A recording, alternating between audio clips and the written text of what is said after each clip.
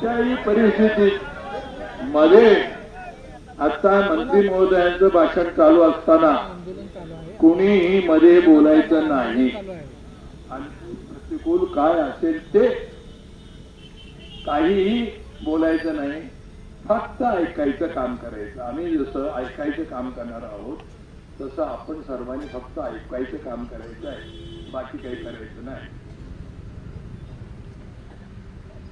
एखाद्या प्रश्नाला हात घातल्यानंतर त्याचा अभ्यास म्हणजे काय आणि त्याची सोडवणूक झाल्याशिवाय तो प्रश्न सोडायचा नाही असा निर्धार म्हणजे काय याचं मोठं उदाहरण माननीय एन डी पाटील साहेब, व्यासपीठावरील उपस्थित सर्वपक्षीय नेते मंडळी, आपापसातले सगळे मतभेद विसरून एकत्र आलेले आहेत शेतकऱ्यांच्या हितासाठी असे सगळे सर्वपक्षीय नेते आणि मोठ्या संख्येने आज काही करून निर्णय घेऊनच घरी जायचं अशा भूमिकेत आलेल्या शेतकरी बंधू आणि भगिनींनो, एन डी पाटील साहेबांचा मी कोल्हापुरात राहायला आल्यापासूनचा माझा परिचय, पण मी सारखं पाहतोय की आधी गोविंदराव पानसरे आणि एनडी, गोविंदराव गेल्यानंतर एनडी हे प्रत्येक विषय मांडणी करताना इतका अभ्यासपूर्ण मांडणी करतात की समोरच्या माणसाला त्यात नाही म्हणण्यासारखं काही राहत नाही. त्याचं मोठं उदाहरण टोल आहे. टोल हा इतका सोपा विषय नव्हता. शेवटी 459 कोटी इतकी रक्कम देऊन आपण हे टोलचं भूत काढलं.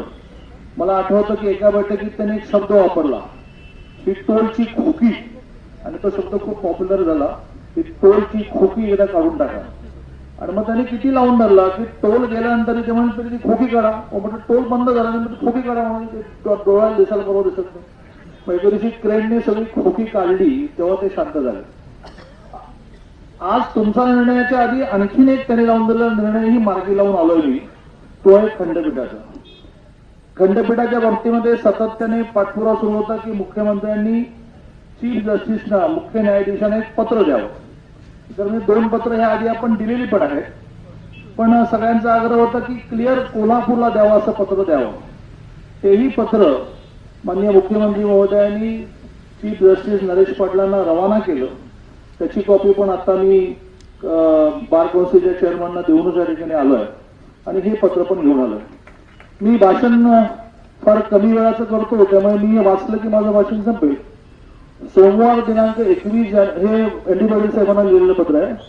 सोमवार दिनांक 21 जानेवारी 2019 रोजी पंचगंगा पुलावर सर्वपक्षीय हायवे रोको व चक्काजाम आंदोलनाबाबत कृषी पंपाच्या अन्यायी वीज दरवाढ व सरकारी पाणीपट्टी दरवाढीबाबत, कृषी पंप सहकारी पाणी पुरवठा संस्था वाढीव वीज दर रद्द करण्याबाबत माननीय मुख्यमंत्री महोदय यांच्या निर्देशाप्रमाणे शब्द जोडला. आपले मागणी पत्रातील राज्यातील सर्व 41 लाख शेती पंपधारक वीज ग्राहकांचे वीज बिले तपासून दुरुस्त व अचूक करण्यात यावी. ब. राज्यातील सर्व उपसा जलसिंचन योजना ST व LT यांचा वीज दर ₹1.16 प्रति युनिट दराने दिनांक 1 नोव्हेंबर ते मार्च 2020 अखेर स्थिर ठेवण्याचा निर्णय घ्यावा.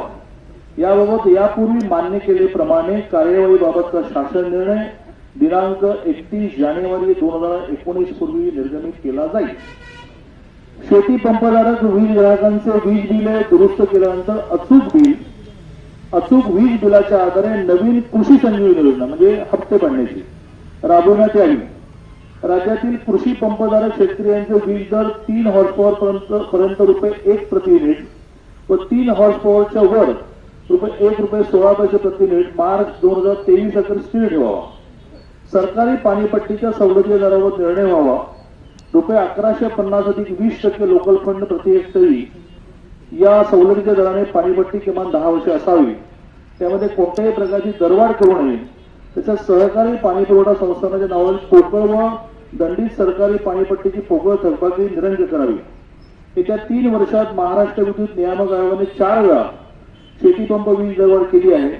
त्यामुळे राज्यातील सर्व शेतकरी वीज ग्राहकांचे सवलतीचे वीज दर पुढील कालावधीसाठी नव्याने निर्धारित करण्यात यावे. या सर्व मागण्यांबाबत विस्तृत चर्चा करण्यासाठी बैठकीचे नियोजन येत्या 15 दिवसात माननीय मुख्यमंत्री महोदयांकडे करून त्यामध्ये सकारात्मक निर्णय घेण्यात येईल. चंद्रशेखर बावनकुळे.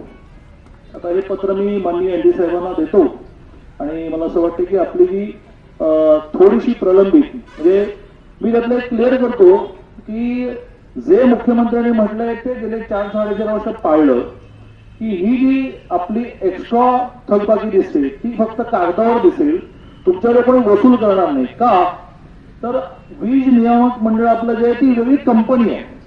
सरकारने तुमच्या वतीने तेवढे पैसे द्यायचे असतात, मग ती एंट्री काढली जाते. हा टेक्निकल मुद्दा होता खरं म्हणजे. पण काही ठिकाणी काही मूर्ख आमचे लोक जे आहेत ते त्या थकबाकीसाठी फॉलोअप करत होते आणि मला असं वाटतं की 41 लाखामध्ये 2-4 घटना होत्या. त्यामुळे मागणी आधीच मान्य झाली. वाढीव बिलाचा कोणी आग्रह धरत नव्हतं. पण एनडी साहेबांचं म्हणणं बरोबर आहे की ते आमचं ते पुन्हा त्या खोकीसारखंच झालं. ती खोकी काढा, तसं ती बिलावरची एंट्री काढा.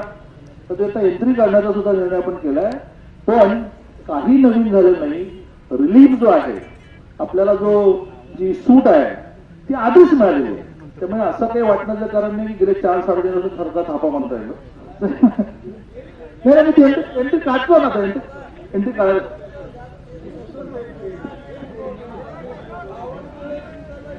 एंट्री मला हे मान्य आहे. ओ पाटील सर, आता एनडी पाटील साहेबांनी काय सांगितलं की मी बोलताना बरं मी मान्य करतो की हे एंट्री काढण्यात उशीर झाला. आता 31 जानेवारीच्या आधी याचा जो GR आहे तो निघेल आणि त्या GR प्रमाणे आपापल्या बिलावरची थकीत एंट्री संपलं.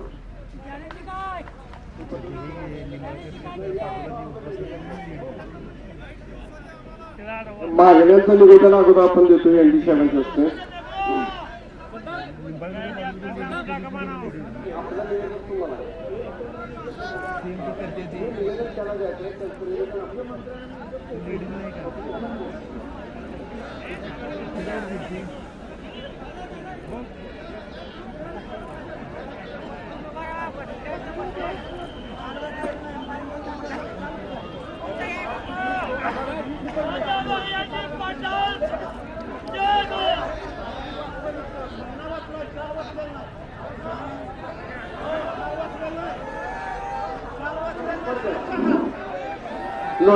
नोव्हेंबर 2016 पासून मार्च 2020 आहे.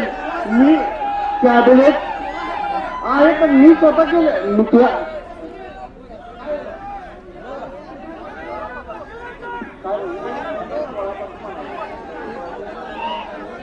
1 नोव्हेंबर 2016 ते मार्च 2020. 1 नोव्हेंबर 2016 ते मार्च 2020 अखेर स्थिर ठेवण्याचा निर्णय घ्यावा याबाबत यापूर्वी मान्य केल्याप्रमाणे कार्यवाहीबाबतचा शासन निर्णय दिनांक 31 जानेवारी 2019 पूर्वी निर्गमित केला जाईल. शेतकरी